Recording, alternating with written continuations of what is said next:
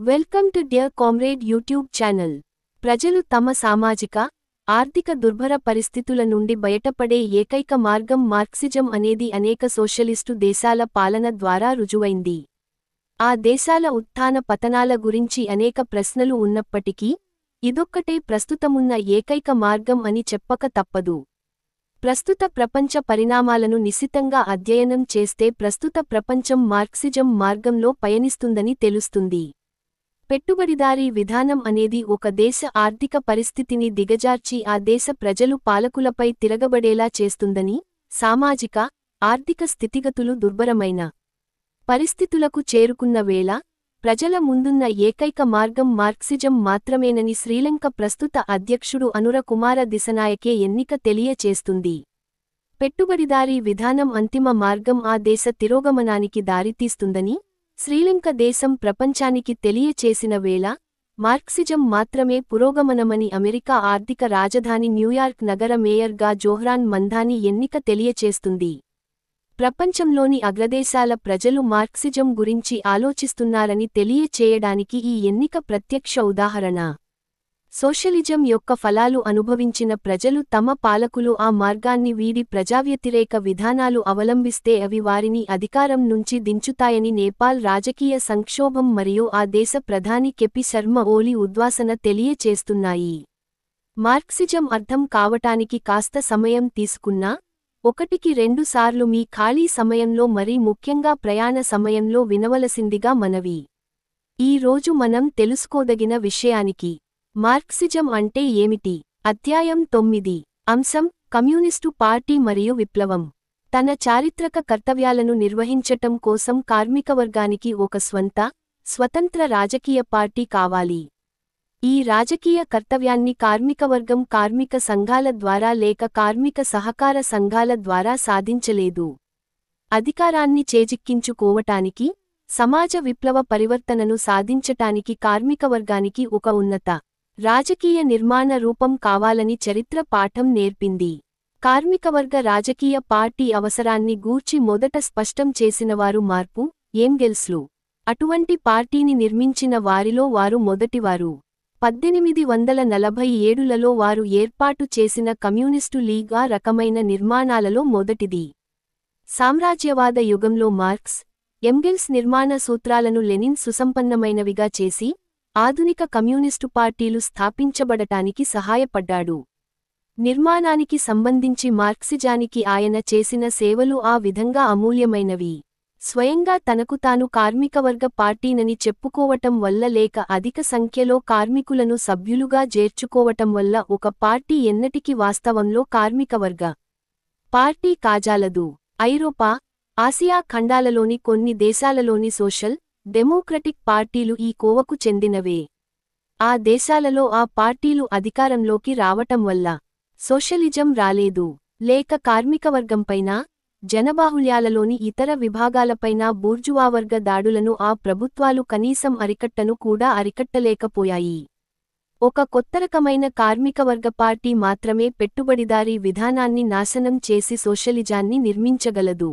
1890వ దశాబ్దం అంతకు పూర్వకాలంలోనే అటువంటి రాజకీయ పార్టీ కోసం లెనిన్ పోరాడాడు. రష్యన్ సోషల్ డెమోక్రటిక్ పార్టీలో సంస్కరణవాదానికి వ్యతిరేకంగా ఆయన పోరాడటం వల్లనే ఒక నూతన కార్మికవర్గ పార్టీ ఏర్పడింది. మహత్తర అక్టోబరు సోషలిస్టు విప్లవం తరువాత పలు ప్రపంచదేశాలలో అటువంటి పార్టీలు ఏర్పడ్డాయి. ఈ నూతన పార్టీ కమ్యూనిస్టు పార్టీ అని పిలువబడింది. కార్మికవర్గ పార్టీ అయిన కమ్యూనిస్టు పార్టీ యొక్క ప్రధాన విశిష్ట స్వభావాలేమిటి? మార్క్సిస్టు, లెనినిస్టు మూలసూత్రాలలో ఈ విషయాన్ని గూర్చిన భాగాన్ని మనం పరిశీలించాలి. అందులో ఎలా ఉన్నది? నూతన తరగతికి చెందిన ఈ పార్టీల విశిష్ట స్వభావంలో ప్రధానమైనది పెట్టుబడిదారీ విధానంతో రాజీ పడకపోవటం. పెట్టుబడిదారీ విధానం రద్దు కావటానికి, పెట్టుబడిదారీ సమాజం విప్లవాత్మకంగా పరివర్తన చెందటానికి కమ్యూనిస్టులు క్రియాశీలంగా పోరాడుతున్నారు. ఎందువల్లనంటే ఎటువంటి పరివర్తన జరగటానికి రాజకీయాధికారం కార్మికవర్గం చేతుల్లోకి రావటం, శ్రామికవర్గ నియంతృత్వం ఏర్పడటం అవసరం అని వారు భావిస్తున్నారు. ఆచరణలో పెట్టుబడిదారీ విధానపు మారు రూపాన్ని మాత్రమే ప్రదర్శించే అన్ని రకాల అవకాశవాదం పట్ల కమ్యూనిస్టులు అసహనం ప్రదర్శించేది అందువల్లనే. కమ్యూనిస్టు పార్టీలు గుడ్డిగా ప్రవర్తించవు, అంధకారంలో వెదుకులాడవు. కార్మికవర్గ మౌలిక ప్రయోజనాలను శాస్త్రీయ రూపంలో వ్యక్తం చేసే మార్క్సిజం, లెనినిజం విప్లవ సిద్ధాంతాన్ని మార్గదర్శకంగా తీసుకుంటాయి. మార్క్సిస్టు ప్రాపంచిక దృష్టిని ఉపయోగించే కార్మికవర్గ చారిత్రక కర్తవ్యాన్ని నిర్వహించే లక్ష్యంతో ఐక్యమైన ఒకే ఆలోచనా ధోరణి కలిగిన వ్యక్తుల స్వచ్ఛంద కూడికయే కమ్యూనిస్టు పార్టీ. దీని అర్థం స్పష్టంగానే ఉన్నది. పెట్టుబడిదారీ విధానానికి వ్యతిరేకంగా రాజీలేని పోరాటం నడపడం, కార్మికవర్గాన్ని అధికారంలోకి తీసుకురావటం, కార్మికవర్గ నాయకత్వం క్రింద ప్రభుత్వాన్ని ఏర్పాటు చేయటం, సమాజాన్ని విప్లవకరంగా మార్పు చేసే కర్తవ్యాన్ని నిర్వహించటం. అన్ని కార్యాచరణంలోనూ మార్క్సిజం, లెనినిజాన్ని మార్గదర్శకంగా తీసుకోవటం ఈ నూతన తరగతి కార్మికవర్గ పార్టీల విశిష్ట స్వభావం అని అది చెబుతున్నది. కార్మికవర్గ రాజకీయ పార్టీ అంటే అర్థం ఏమిటి? సమాజంలో వర్గాలు, వర్గపోరాటాలు, ఘర్షణలు ఉన్నంతవరకు రాజకీయ పార్టీలు వర్గ ప్రాతిపదికపై ఏర్పడుతాయి. ఆయా వర్గాల అగ్రగామిగా అవి ఆవిర్భవిస్తాయి, పనిచేస్తాయి. బూర్జువా రాజకీయ పార్టీలు ఈ వాస్తవాన్ని అంగీకరించవు. ప్రజందరికీ ప్రాతినిధ్యం వహిస్తున్నామని నటించడం ద్వారా, ప్రజానీకాన్ని తప్పుదారి పట్టించడం ద్వారా ఆ పార్టీలు తమ వర్గ ప్రయోజనాలను రక్షించుకోవటానికి ప్రయత్నిస్తాయి. కమ్యూనిస్టు పార్టీ మాత్రమే బహిరంగంగా అందరి ముందు తన ప్రత్యేక వర్గ ప్రాతిపదికను ప్రకటిస్తుంది. ఈనాటి ప్రపంచం సోషలిజాన్ని స్థాపించాలని, సమాజంలో సోషలిస్టు పరివర్తనను సాధించాలని మనఃపూర్వకంగా, నిజాయితీతో ఉద్యమించే ఏ పార్టీ అయినా కార్మివర్గ రాజకీయ పార్టీగా మాత్రమే పనిచేయాల్సి ఉంటుంది. అంటే దీనర్థం ఒక కార్మికవర్గ పార్టీ కార్మికవర్గ ప్రత్యేక ప్రయోజనాల కొరకు మాత్రమే పనిచేస్తుందా? కాదు. దేశ సాధారణ ప్రయోజనాల నుండి, అత్యంత అధిక సంఖ్యాక ప్రజల ప్రయోజనాల నుండి భిన్నమైన, లేక వ్యతిరేకమైన ప్రయోజనాలను వేటినీ కార్మికవర్గం కలిగి ఉండదు. కార్మికవర్గ, దాని రాజకీయ పార్టీ అయిన కమ్యూనిస్టు పార్టీ ప్రయోజనాలు దేశ ప్రయోజనాలతో, జాతి ప్రయోజనాలతో పూర్తి ఏకీభావంతో ఉంటాయి. కార్మికవర్గం మాత్రమే, కమ్యూనిస్టు పార్టీ మాత్రమే దేశ ప్రయోజనాల కొరకు, అత్యధిక సంఖ్యాక ప్రజల ప్రయోజనాల కొరకు పట్టుదలతో, రాజీలేని పోరాటాన్ని జరుపుతుంది. జాతి స్వాతంత్ర్యం కొరకైతేనేమి, స్వతంత్ర జాతీయ ఆర్థిక వ్యవస్థను నిర్మించటానికైతేనేమి, శాంతి కోసం, రైతాంగ విప్లవం, శాస్త్ర, ప్రజాస్వామిక సంస్కృతి కోసం పోరాడటానికైతేనేమి, అన్ని సందర్భాలలోనూ ఇది వాస్తవం. సోషలిజం, కమ్యూనిజం లక్ష్యంగా కలిగిన కార్మికులు, రైతులు, ఇతర కష్టజీవులతో ఏర్పాటు చేయబడిన స్వచ్ఛంద నిర్మాణం కమ్యూనిస్టు పార్టీ అని మనం చెప్పేటప్పుడు దాని అర్థం ఇతరులకెవరికీ అందులో చోటు ఉండదనా? కాదు.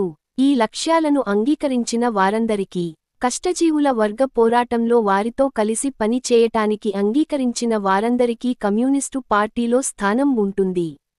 అంతేగాక, కష్టజీవుల బాహుళ్యాలలో సోషలిస్టు చైతన్యాన్ని పెంపొందించటంలో, వారి తక్షణ కోర్కెల కొరకు పోరాటాన్ని, సోషలిజం కొరకు పోరాటంతో సమన్వయం చేయటంలోనూ వారు ముఖ్య పాత్ర నిర్వహించవలసి ఉంటుంది.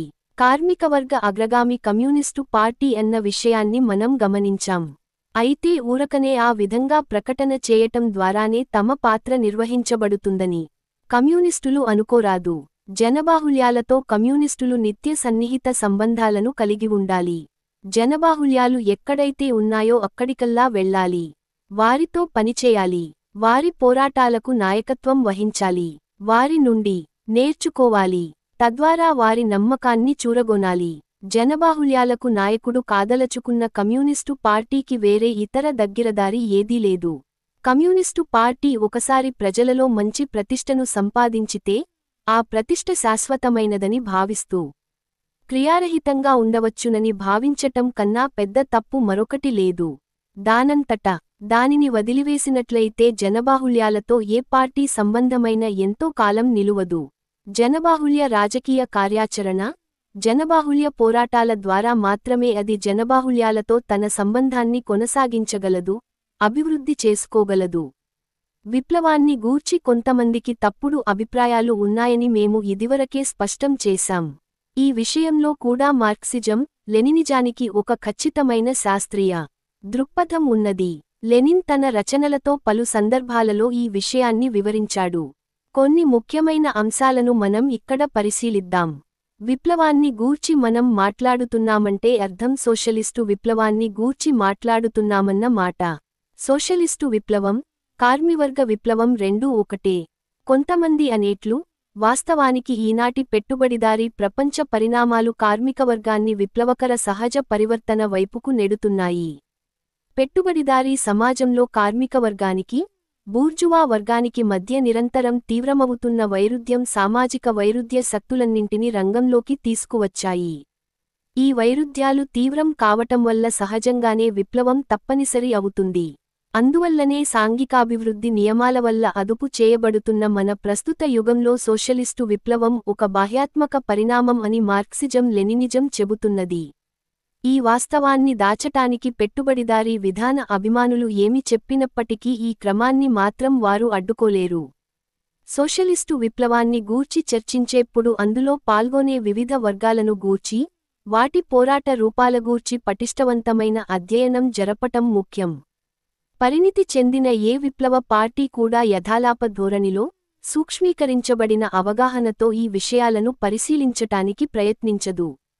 సోషలిస్టు విప్లవం అనగా కార్మికవర్గానికి, బూర్జువావర్గానికి మధ్య ఒక బహిరంగ, ప్రత్యక్ష ఘర్షణ అయితే ఇది ఈ రెండు వర్గాల మధ్య ద్వంద్వయుద్ధం కాదని మనం ఇక్కడ స్పష్టంగా అర్థం చేసుకోవాలి. ఈ సందర్భంగా లెనిన్ మాటలను మనం గుర్తుంచుకోవాలి. నిఖార్సైన సామాజిక విప్లవాన్ని ఆశించిన వారెవరైనా గాని దానిని చూడటానికి బ్రతికి ఉండరు. నిఖార్సైన సోషలిస్టు విప్లవం ఉండదు. ఎందువల్లనంటే, నిఖార్సైన పెట్టుబడిదారీ విధానం కూడా లేదు గనుక. వాస్తవిక జీవితంలో పెట్టుబడిదారీ సమాజం చిన్నతరహా సరకుల ఉత్పత్తి, వ్యవసాయం, చేతిపనులు లాంటి పెట్టుబడిదారీ విధానపు పూర్వ ఉత్పత్తి విధానాల అవశేషాలన్నిటినీ కలిగి ఉంటుంది. తత్ఫలితంగా కార్మికవర్గం, బూర్జువా వర్గం మధ్య వైరుధ్యాలతోబాటు, పెట్టి బూర్జువా వర్గానికి, ప్రజలలోని ఇతర విభాగాలకు, బడా బూర్జువా వర్గానికి మధ్య వైరుధ్యాలు మొదలైనవి కూడా పెట్టుబడిదారీ సమాజంలో పెరుగుతాయి, తీవ్రమవుతాయి. ఇటువంటి పోరాటాల అత్యంత సంక్లిష్ట పూర్వరంగంలో సోషలిస్టు విప్లవం అభివృద్ధి చెందుతుంది, జరుగుతుంది. లెనిన్ తన అతివాద కమ్యూనిజం లో ఇలా వ్రాశాడు: సాధారణంగా చరిత్ర, ప్రత్యేకించి విప్లవాల చరిత్ర ఎల్లప్పుడూ అత్యంత ఉత్తమమైన పార్టీలు, అత్యంత అభివృద్ధి చెందిన వర్గాల, అత్యంత వర్గ చైతన్యం కలిగిన అగ్రగామిదళాలు ఊహించగలిగిన దాని కన్న విషయ సంపన్నమైనది, బహువ్యాపకమైనది, అత్యంత సర్వతోముఖమైనది, మరింత జీవం కలిగినది, జటిలమైనది అని దీనిని అర్థం చేసుకొనవచ్చును. ఎందువల్లనంటే, అత్యంత ఉత్తమమైన అగ్రగాములు కూడా లక్షలాది ప్రజల వర్గ చైతన్యాన్ని, ఇచ్ఛను, మనోభావాన్ని, ఆలోచనలను వ్యక్తం చేస్తాయి. కాగా, మొత్తం మానవ శక్తిస్తోమతలు అన్నీ ఉపయోగంలో పెట్టబడి, వెల్లువగా మారిన, ప్రత్యేక పరిస్థితులలో, అత్యంత నిశితమైన వర్గ పోరాటాల వల్ల ప్రోత్సహించబడిన లక్షలాది ప్రజల వర్గచైతన్యం మనోబలం, మనోభావం, ఆలోచనలచేత విప్లవాలు జరుగుతాయి. ఈ యుగం విప్లవాత్మక మార్పుల యుగం అని చెప్పబడింది. అంటే దీనర్థం, కార్మికవర్గం అధికారంలోకి రావటానికి అన్ని దేశాలలోనూ పరిస్థితులు పరిపక్వమైనవనిగాదు. విప్లవం విజయం సాధించటానికి, కార్మికవర్గం అధికారంలోకి రావటానికి, కొన్ని ప్రత్యేక పరిస్థితులు ప్రతి దేశంలోనూ అవసరం.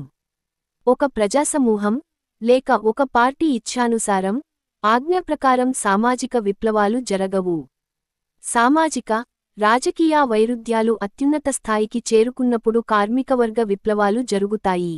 రాజకీయ పరిభాషలో అప్పుడు అది విప్లవ పరిస్థితి అని పిలువబడుతుంది. రెండవ ఇంటర్నేషనల్ పతనం అన్న తన రచనలో లెనిన్ ఒక విప్లవ పరిస్థితి యొక్క 3 ప్రధాన విశిష్ట స్వభావాలను స్పష్టం చేశాడు. 1. మార్పు చెందని రూపంలో తమ పరిపాలనను నిలబెట్టుకోవడం. ఇక పాలకవర్గానికి, ఉన్నత వర్గాలలో ఒక సంక్షోభం, పాలక వర్గాల విధానాలలో ఒక సంక్షోభం ఉన్నప్పుడు ఒక బీట ఏర్పడుతుంది. ఆ బీట ద్వారా అణగద్రొక్కబడి ఉన్న వర్గాల అసంతృప్తి, క్రోధం వెల్లువగా బ్రద్దలవుతుంది. సాధారణంగా విప్లవం బ్రద్దలవటానికి, క్రింది వర్గాలు పాత పద్ధతిలో జీవించానికి ఇచ్చగించకపోవటంతో సరిపోదు. ఉన్నత వర్గాలు పాత పద్ధతిలో ఇక జీవించలేకపోవటం కూడా అవసరం. 2 అణగద్రొక్కబడి ఉన్న వర్గాల కోర్కెలు బాధలు మామూలు కన్న మరింత తీవ్రమైనప్పుడు. 3 పై కారణాల పరిణామంగా శాంతికాలంలో తాము దోపిడీ చేయబడటాన్ని సహించి ఊరుకునే జన బాహుళ్యం. కల్లోల సమయాలలో సంక్షోభపు అన్ని పరిస్థితుల చేత ఉన్నత వర్గాల చేత స్వతంత్ర చారిత్రక కార్యాచరణలోకి లాగబడిన జనబాహుళ్యాల కార్యాచరణలో గణనీయమైన పెరుగుదల ఉన్నప్పుడు వేర్వేరు గ్రూపులు పార్టీ నుండి మాత్రమేగాక వేర్వేరు వర్గాల నుండి కూడా స్వతంత్రమైన ఈ బాహ్యాత్మక మార్పులు జరగకుండా ఒక సాధారణ నియమంగా విప్లవం అసాధ్యం. ఈ బాహ్యాత్మక మార్పుల మొత్తమే విప్లవ పరిస్థితి అని పిలువబడుతుంది. అంటే దానర్థం ఒక జాతీయ సంక్షోభం అనగా ప్రజానీకంలోని క్రింది వర్గాలపై అదేరకంగా ఉన్నత వర్గాలపై తన ప్రభావాన్ని కలిగి ఉన్న సంక్షోభం ఏర్పడకుండా విప్లవం అసాధ్యం. అందువల్ల కార్మికవర్గ విప్లవ పార్టీ తన ఎత్తుగడలను జనబాహుళ్యాల మనోభావాలపై ఆధారపడి మాత్రమేగాక పాలక వర్గాల ప్రవర్తనను పరిగణనలోకి తీసుకొని కూడా రూపొందించుకోవాలి. పాలకవర్గాల విధానాలు దివాళా తీసి దేశం ఒక జాతీయ సంక్షోభంలో ఉన్నప్పుడు ప్రజల అసంతృప్తి బ్రహ్మాండంగా పెరుగుతుంది. సమూలమైన మార్పులు జరగాలన్న ఆందోళన వారిలో వ్యాపించుతుంది. అప్పుడు జనబాహుళ్యాలు ఏదో ఒక మార్గాన్ని ఎన్నుకొనవలసి వస్తుంది. విప్లవ పోరాటానికి వారు సిద్ధపడతారు. తమ చర్యల ద్వారా చరిత్రను సృష్టిస్తారు. వీక్షకులకు మరింత ఉపయోగమైన సమాచారం అందించుట కొరకై తగిన సలహాలు సూచనలతో పాటు సద్విమర్శలను క్రింద కామెంట్ విభాగంలో తెలియచేయండి. లాల్ సలాం.